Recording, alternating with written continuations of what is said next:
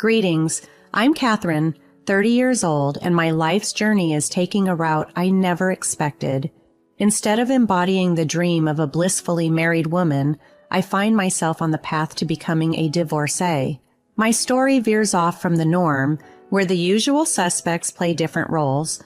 Surprisingly, my soon-to-be ex-mother-in-law, a wonderful woman, emerged as a supportive figure in my life, contrary to the typical villain role often portrayed. The real challenge in my marriage wasn't her, but my husband, whom I'll refer to as Kevin. Our story began at a music festival, an unlikely place for a life-changing encounter. While I was enjoying the music with my friends, Kevin made his move and charmed his way into my life by asking for my number. Fast forward, and we decided to get married within just 7 months of dating. Yes, only 7 months. Looking back, I wish I had taken more time to question and be cautious. Love has a way of making you overlook the obvious signs, and I was no exception. The warning signs appeared early on.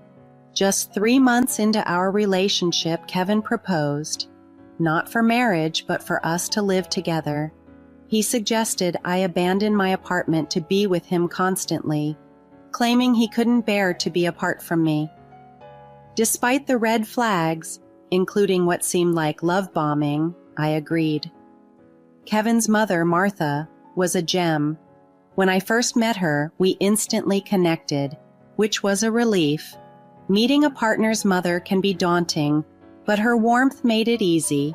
She welcomed me into the family with open arms, expressing delight at having me around after witnessing many fleeting relationships her son had. Her kindness and genuine affection were comforting, especially in contrast to Kevin's lack of commitment and respect towards his partners, as humorously highlighted by Martha through anecdotes of his past. In this unexpected chapter of my life, I'm learning to navigate the complexities of relationships, the importance of genuine connections, and the reality that sometimes the most supportive people come from the least expected places.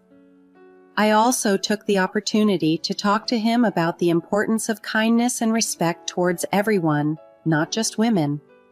I always believed the world could greatly benefit from more generous and compassionate individuals. I hoped he would take my advice to heart and treat you with the care you deserve. He seems to have done just that. He's genuinely kind, at least from what I've seen. After his father left, I dedicated myself to ensuring Kevin had everything he needed. I put in a lot of effort and time into his upbringing, often at the expense of my own needs, but seeing him well settled made it all seem worthwhile. Martha's words touched me deeply, showcasing her strength and dedication as a mother.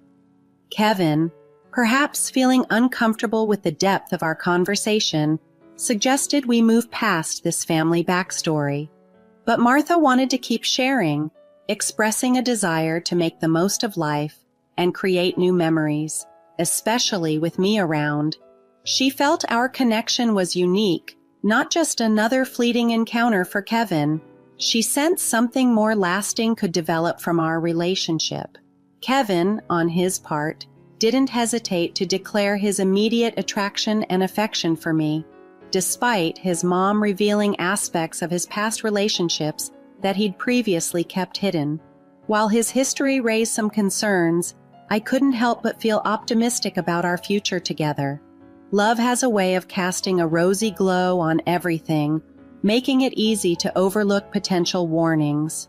7 months into our relationship, Kevin proposed simply yet meaningfully. He organized a picnic at a secluded spot, making it an intimate moment for us. Without the traditional fanfare of a proposal, he shared his feelings. He acknowledged his past relationships but insisted that what we had felt was different. He believed he had found someone who truly understood him, someone he could envision a future with. His change of heart, he claimed, was largely because of me, and with his mother's blessing and our stable foundation, he saw no reason to wait. "Catherine, I want you to be my wife. Will you marry me?" he asked, marking a pivotal moment in our relationship. I might not have a ring at the moment, but I promise there'll be one if you're willing to say yes. I get it, Catherine. The thought might cross your mind that we're rushing into this. But sometimes you just have that feeling. You know when something's right. We have something special, and I want to take the next step to make it official. Believe me, this is genuine. Just promise me you won't have any regrets later. He assured me, his words carrying a mix of hope and certainty. So, there I was, suddenly on a fast track to marriage with Kevin, despite my whirlwind of thoughts and concerns. Before diving into wedding plans, there was the significant task of bringing my parents up to speed. They knew about Kevin, but the sudden leap to marriage was news they needed time to adjust to. After Kevin presented me with a ring, we held an engagement ceremony that served as the perfect opportunity to introduce him formally to my parents. Their support was unwavering, bolstered by my reassurances of Kevin's sincere affection and our solid connection. The ceremony itself was modest and intimate, aligning with our preference for simplicity. Just close family and a few friends gathered to celebrate our commitment. Following the engagement, we marked the calendar for our wedding, setting the date 6 months ahead. Though it seemed like ample time, the logistics of planning a wedding, especially with my family and most friends residing in a different city, presented a challenge. With limited local support and not wanting to overwhelm Kevin, who was already juggling work and odd hours, I felt somewhat stranded in the preparation process. Then, out of the blue, Martha called. "Hey, honey, how are you holding up?" she inquired, her voice always bringing a sense of calm. "I'm managing, Martha. How about yourself?" I responded. "Oh, I'm doing quite all right, dear. I just wanted to express my gratitude for the thoughtful gift from your engagement party. It was truly unnecessary, but so very kind of you. I've always appreciated how wonderful you've been," she shared, her appreciation warming my heart. As the conversation turned towards the wedding preparations and I admitted overwhelmed at tackling it solo, Martha offered her assistance. "You know, I'm here if you need any help. I don't have much on my plate these days, just me and my dog, and, after all, it's my son's wedding. I wouldn't want to intrude, but I'm more than willing to lend a hand," she offered graciously. Her offer was a lifeline, a reminder that family isn't just about blood relations, but the bonds we choose to nurture and the support we extend to each other in moments big and small. Martha's readiness to help, to step in when I felt alone in the planning, was a testament to her love and the family I was about to join. "But I genuinely want to help you in any way I can. Would that be okay?" she asked, her offer sounding like music to my ears. "Really? That would mean the world to me, Martha. I just hope it isn't too much trouble for you," I replied, overwhelmed by her willingness to assist. "Of course, I'm thrilled. My son is marrying someone as wonderful as you. I've been looking forward to being involved in the wedding planning," she exclaimed with genuine enthusiasm. "Then it's settled. Why don't you come over? We can sip tea, sort through the details, and start planning," I suggested, excited at the prospect of her company. "That sounds delightful. I'll bring some of that shortbread you're so fond of," she replied, making the arrangement even more heartwarming. In the months that followed, Martha became my steadfast ally in navigating the maze of wedding preparations. While Kevin's availability fluctuated due to his commitments, Martha was a constant presence, offering her unwavering support. She accompanied me on every wedding-related errand, turning what could have been stressful outings into enjoyable experiences. When the time came to choose my wedding dress, after what seemed like endless fittings and selections, Martha was right there beside me. Her kindness didn't stop with moral support. To my utter astonishment, she offered to pay for the dress I had fallen in love with. Despite my protests that it was far too generous, she insisted, her gesture deeply moving me and further cementing the bond we'd developed. As the wedding day drew near, Martha and I shared a moment of reflection and connection. "You're the most beautiful bride," she said, her eyes sparkling with emotion. "Your presence has changed everything for me. You're like the mother I never expected to find here, and I can't thank you enough for everything," I shared, expressing my deep affection and gratitude for her. At that moment, Martha handed me a small box, a gesture that caught me by surprise. "I want you to have this. It's a necklace, a family heirloom.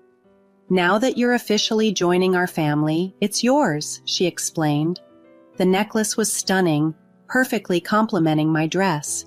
With her help, I put it on, feeling even more connected to the family I was about to officially join.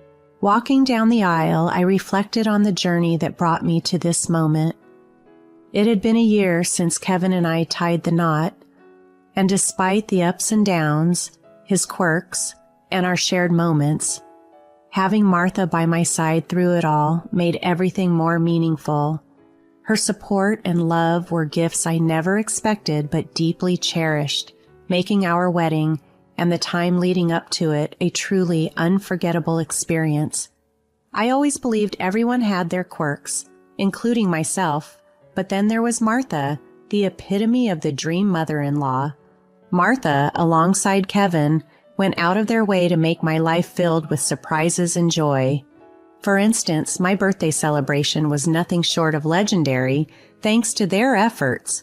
Completely unaware, I was astounded when my parents showed up at our doorstep and Martha presented a cake that was a slice of heaven itself. We celebrated with such abandon that it made me realize just how fortunate I was to have them in my life. Martha, whom I affectionately dubbed the plant whisperer, introduced me to the world of exotic gardening by gifting me some unique plants. Her visits often included sharing home-cooked meals, and together we spent countless hours tending to the garden. These simple yet profound moments underscored my incredible luck and the smooth sailing of life until a dramatic turn 3 months ago.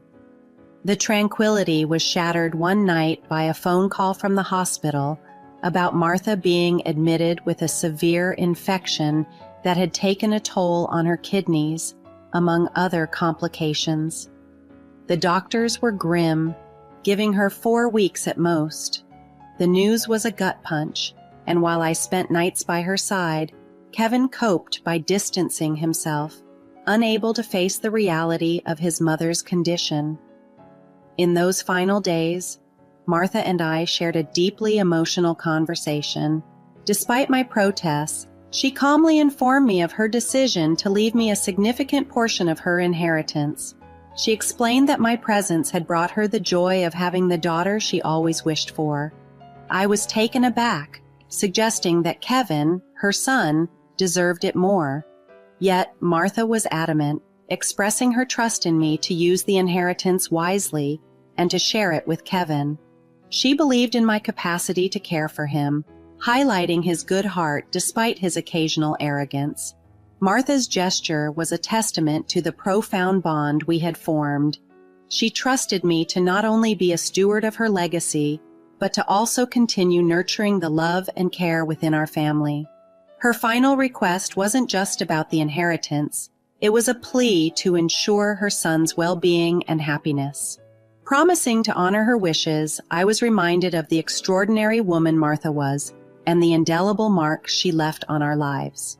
Feeling the weight of Martha's final wishes, I was deeply moved when she asked me to scatter her ashes in her beloved backyard, a task she entrusted to Kevin and me, with the specifics laid out in her will.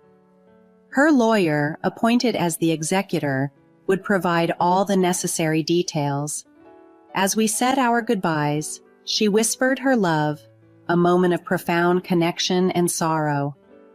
I chose not to burden Kevin with discussions of inheritance during such a painful time, a decision I thought wise, not realizing the tumultuous period that lay ahead. The dreaded phone call came one evening confirming Martha's passing. With a heavy heart and tears obscuring my vision, I hurried to the hospital. only to find Kevin conspicuously absent during his scheduled time to be with Martha. The realization that she departed this world alone, without the comfort of her son's presence, was a harrowing thought. Upon contacting Kevin, he mentioned being delayed due to an unspecified important matter, arriving only 3 hours later. His reaction was not of visible grief, but rather a shock, a detachment that puzzled me. Back home, amidst the silence that followed our return, I attempted to reach out to Kevin, expressing my readiness to support him through his grief. However, instead of finding solace in our conversation, I was met with a shocking revelation. Kevin bluntly stated it was time for me to leave, revealing that my belongings were already packed. He admitted to missing Martha's final moments because he was preoccupied with this task. His coldness escalated as he disclosed his ulterior motive for our marriage: to fulfill a desire of Martha's, eyeing the inheritance he expected to receive. His confession laid bare a reality I couldn't fathom. Our marriage was a facade on his part, a means to an end.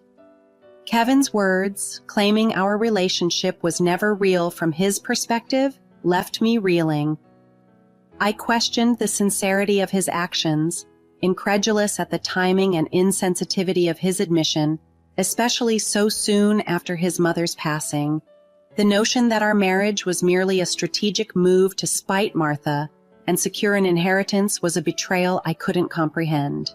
In the aftermath of such a revelation, the sanctity of our vows and the memory of Martha were tainted, leaving me to grapple with the aftermath of a relationship built on deceit.